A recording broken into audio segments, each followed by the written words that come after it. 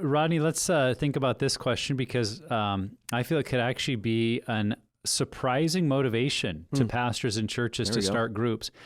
In what way could having pure desire groups, recovery and betrayal in your church be a form of evangelism in our community?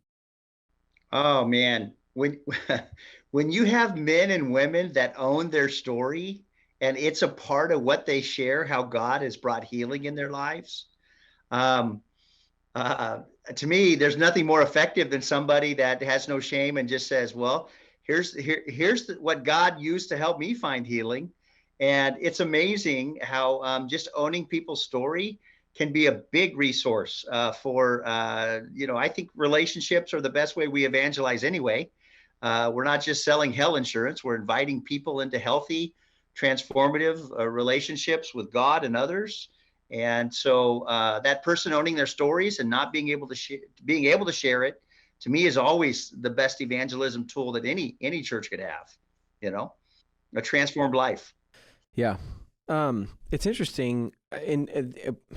I would say in some ways, because of the fear to address this issue, I think our culture or our world is a lot quicker to jump to this. But like the conversation about pornography, about sexual abuse, about sexual misconduct, sex trafficking, betrayal, all of that, the world is very willing to have those conversations.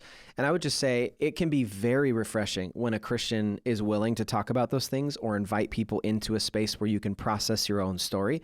And so I think that we can leverage it that way. Like, it's funny, it's almost more, in my opinion, I would say it's actually way more difficult to talk about this and bring it to a church than it is to bring it to someone who doesn't follow Jesus, because these are narratives that are already playing out in our culture. And I would just say this, you can take advantage of that reality with this. And I'm not saying you need to go out in the middle of the street and be yelling, "Come to our pure desire groups." This is, it's not necessarily meant to be an evangelistic tool, but I think because of where our world and culture is at in this moment, it can be. Yeah, I thought about this too. I think it is hard for the church to always know how to talk about this and share. But I always thought like a billboard, you see church billboards all the time.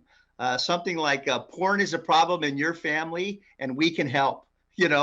I wonder why more churches just aren't that bold, because if a mom's driving by praying for little Johnny, or a couple's in crisis and you came across a billboard like that with a way to get a hold of a resource, talk about like an answer to prayer. You know what I mean? But sometimes we're not quite that brave and bold yet.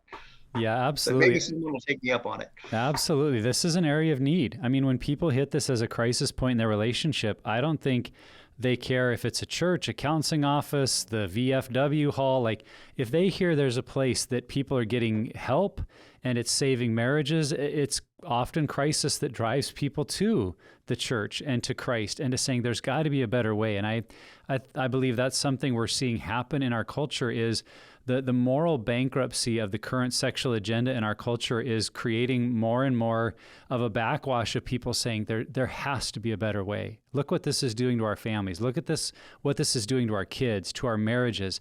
And I really believe it's a beautiful moment for the church to rise up and to shine a light of Christ on healthy sexuality. And that doesn't just mean, save sex for marriage, but creating the full picture of healthy, godly sexuality, and that recovery and freedom is possible.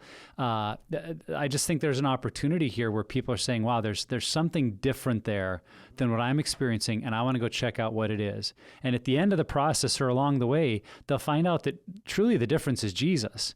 But the way we get there might be meeting them in a place of need that otherwise they're not going to hear about.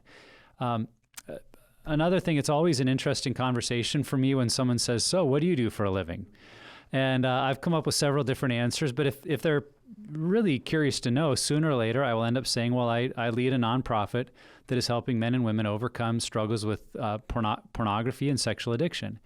And it is very consistent that if I'm with someone who is a church attender, a Christian, that typically ends the conversation or changes the direction quickly. Yeah. And if I am with a non-believer, just someone who's not in it from a church background, their curiosity and their comfort level, like, wow, that's really cool. And I've had them say to me, that seems like a really significant problem in our world. I bet, you've helped a lot of people.